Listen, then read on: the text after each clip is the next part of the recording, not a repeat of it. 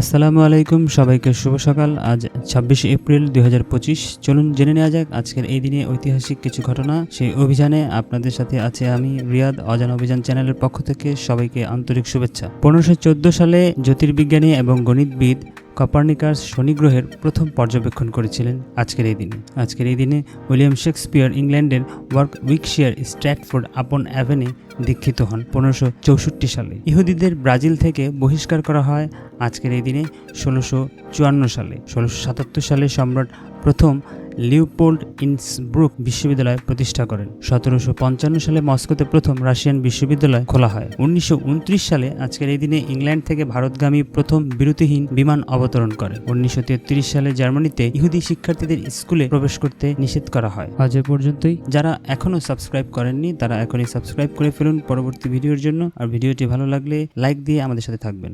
ধন্যবাদ।